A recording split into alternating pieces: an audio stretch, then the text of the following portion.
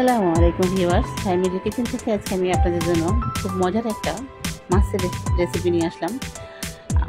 আমার ভিউয়ার্স আপনারা আমার চ্যানেলকে, আমার পেজটাকে ফলো করলে অবশ্যই দেখতে পাবেন। আমি সব সাধারণ খাবার দাবার, বাঙালি খাবার দাবারগুলাই বেশি রান্না করে আপনাদের সাথে শেয়ার করি। তো আজকে আমি পাঙ্গাস মাছের একটা রেসিপি নিয়ে আসলাম। পাঙ্গাস মাছ অনেকেই খেতে চায় না, তো এভাবে যদি আমার পাঙ্গাস মাছ রান্না করা হয় তাহলে দেখা যায় বাসায় বাচ্চারাও খেতেছে, যারা খেতে পছন্দ করে না তারাও মজা করে খেয়ে ফেলবে।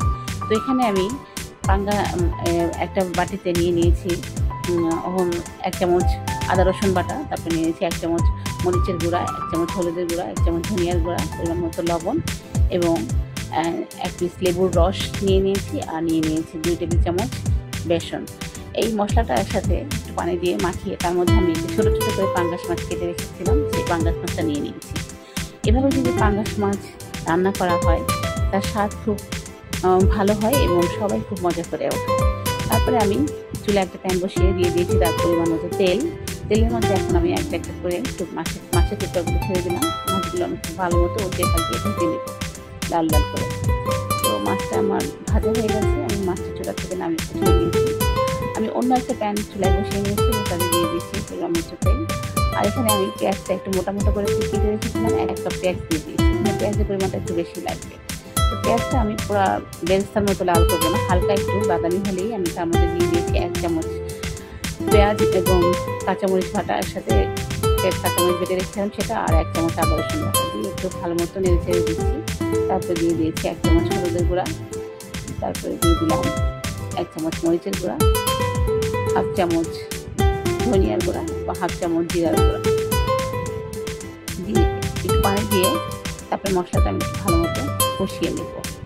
মশলা যত কষানো হয় তরকারির স্বাদ তত ভালো হয়। একটু পানি দিয়ে আমি মশলাটা ভালো মতো কষিয়ে নিচ্ছি। দিয়ে দিলাম স্বাদ মতো লবণটা আমি আগে দিইনি। তো মশলাটা আমার কষানো হয়ে গেছে। এখন আমি এখানে দিয়ে দিয়েছি একটা টমেটো কেটে দিয়ে দিয়েছি। টমেটোটা একটু মশলার সাথে নেড়ে চেড়ে দিলাম।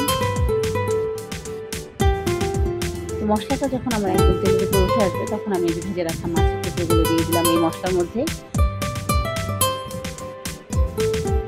মধ্যে দিয়ে মাছের টুকরোগুলো আমি মশলার সাথে ভালো মতো মিলিয়ে নিলাম এবং দিয়ে দিলাম সামান্য পরিমাণে পানি, একদম অল্প একটু পানি, আর দিয়ে দিয়েছি কাঁচামরিচ। তো এভাবে আমি 10 মিনিটের মতো রান্না করব। তারপরে দিয়ে দিব কিছু ধনিয়া পাতা কুচি। তো হয়ে গেছে আমার মজার পাঙ্গাস মাছের মজাদার একটা ভুনা রেসিপি। তো এভাবে যদি পাঙ্গাস মাছ রান্না করা হয় তাহলে বুড়ো বাচ্চা সবাই খাবে।